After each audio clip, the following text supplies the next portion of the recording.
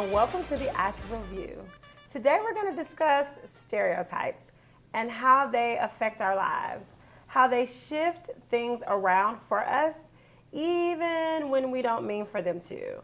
So, what do you all think about stereotypes?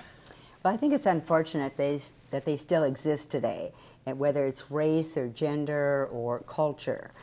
I remember when I first went to medical school, and only 2% of the practicing physicians were women. So I have many stories about that, but I was never angry about it. I didn't have that chip on my shoulder. But when I was at UCLA as a medical student, and I was told that I was going to be on call the next night, but that I would not be able to take call in this cardiac unit where their on-call room was. I would need to go across the street, down 3 blocks, and stay in the nurse's dorm. And I said, no, that wouldn't be happening, because when cardiac unit people come in and they have heart attacks or strokes, you want to be right there at that time to learn how to treat them. Right. That's part of the medical school training. And so the next day I came, we had little black bags at that time, and it was my turn to be on call with 3 other male students. So I brought a black see-through Fredericks of Hollywood negligee, and I draped it right over the bunk bed, and just went out to the nurse's station. And you should have seen the other 3 guys go in there one at a time. They'd turn around like on a dime and come out there ashen, and then they'd poke the other one, and the other one would go in. But I use that as an example for, yes, I had a line, and I used it, rarely, but they knew when they'd crossed it. But for the most part, I just understood what it was like at that time. Unfortunately, there were no women in OBGYN. And when I wanted to be an obstetrician gynecologist, they said, no, you can't be. It's a surgical subspecialty. And you have to be able to stand on your feet and make a decision, and a woman doesn't qualify. So I became an OBGYN. But the point is, today we're still seeing discrimination, and that's unfortunate. My personal experience is that I was born and raised in Morocco, so my background, my family is Muslim and Arab, and just having that is always, it's almost like you always have to prove that you're not a terrorist per se. Get, extra searches in the airport, you're just perceived a certain way. Even though, but they'll say, oh, but you are not wearing a hijab, you're Arab. And I said, well, I'm from Morocco, we're kind of very Middle Eastern and European, so it's a choice.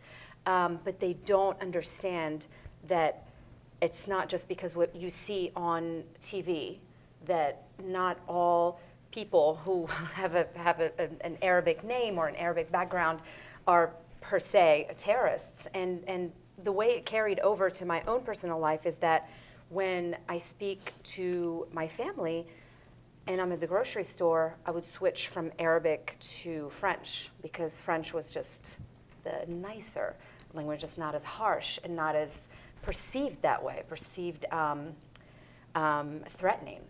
So it was kind of, I never really realized that until I started thinking about it, and I thought, why do I always do this?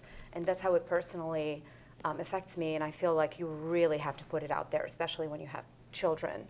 You have to explain to them that it's okay, that stereotypes are there because they stem from something, but you really have to slowly stay away from it. You can't let it affect your life. Yeah. Well, personally, being multiracial and the way that I look, I'm kind of racially ambiguous. I can look like a ton of different races, and I've heard it all the way from, Hispanic to people thinking I'm from India. And so I can be stereotyped by whatever someone thinks I am. And I've just noticed 2 specific things is the treatment I get. I'm adopted. My parents are white. And I can go out to a restaurant with my friends who are different races and get really crappy service or get judged and just not the best experience. And then I can go to the same restaurant with my white parents And it's almost like they're like, oh, those are your parents? What a relief. And it's like really upsetting. And so I get treated differently when I'm out with my parents than when I'm out and about by myself or with friends or other people of different ethnicities. But that doesn't always work. We were at an airport once in Chicago, and we were going through security, and I've got a really unique last name because it's Winter. And my mom went ahead of me, right?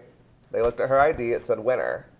They let her through fine. They looked at my ID and saw Winter, and they checked it. They actually called over a police officer to come verify my ID. Wow. And then, you know, my phone's blowing up. My mom's like, where are you? We're just right behind me. And I'm like, sorry, Mom. And like, then she looks and she sees me, and they did the whole hand swabs for explosive material. They went through my suitcase. And it was just absolutely just really embarrassing to me. And like, my mom didn't understand that, like, yeah, that happens to me a lot of the time when I go to the airport. I don't know if you remember this, Myriam, but the way that I developed a relationship with Myriam was I was working at the school, and we were doing tardy sweeps, and I was actually taking a student to class late. And maybe I looked young, I don't know, but when I was out of the tardy passes, and I told this young man, I'll be your pass. I'll drop you off in the classroom so that you don't lose any time in instruction, and I'll put the tardy pass in the teacher's box. And when I dropped the young man off at the class, the teacher refused to take him from me. Like, she refused to acknowledge me as an African-American woman as a school teacher. I was not a teacher's assistant. I was not a paraprofessional. I was a licensed English teacher, and she stripped away my dignity at work in front of this other student who had been labeled a problem student since a very young age. And it sort of reinforced for him, I could see the shift in him, like, here's this woman who's a good woman, a strong woman that I know who cares about me, who's supposed to be a teacher and a safe space for me, and she can't get respect in this system.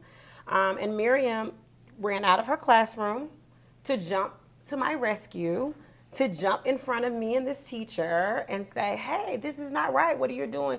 This isn't right.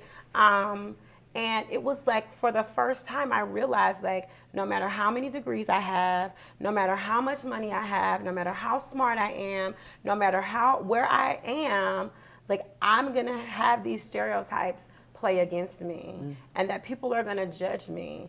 And it also made me really fearful for what the African American kids were going through in schools, because if I was experiencing this as a licensed professional, oh my, what's happening when the doors are closed in the classrooms? And this week, as a matter of fact, I had a patient who was coming to see me, and she said, oh, my husband has to see you. But I'll have to check with him, because I'm not sure that he wants to see a woman doctor. So this is 2019, and although things have changed and they're getting better, we still have so far to go. And I've seen that as a CNA. I'll walk into the room with a nurse. They'll be like, oh, the doctor's here. And they're just assuming because I'm a male walking in the room that I must be the doctor. And it's just like, no, I'm a CNA. I have that issue with my own kid because both me and my husband have curly hair, and she has straight hair. It curls up sometimes, but it's straight hair. But they would always say, is she adopted? And I say, no, she's mine. She doesn't look like me a lot, but you can tell that she's mine. And they would say, oh, she has straight hair, and she's lighter than you two. And it's just always a matter of who looks like who. Like you said, no matter where you get, it's always going to be to that point, especially if we speak to each other in another language. That's another thing.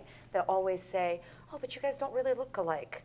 Oh, she's your daughter. So it's always about that. Who looks like who doesn't belong, per se, which is very sad.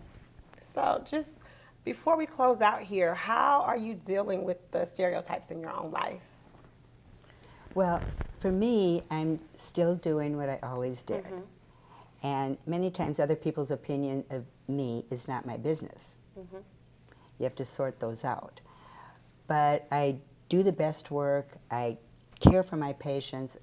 I listen to my patients, and I don't ever dismiss them or try never to misdiagnose them, whether they're a man or a woman or a child.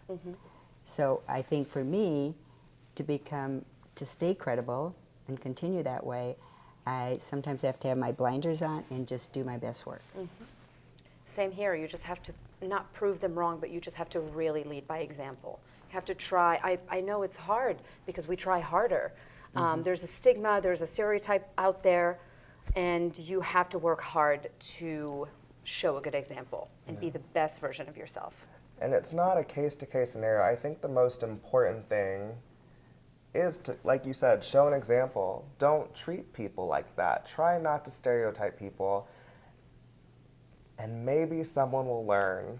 Maybe. If you Have a just conversation. be one less person that does that, and that's making a change right there. But, you know, right now you just kind of have to deal with it. Be the best person you can and forgive people and, you know, just be the best.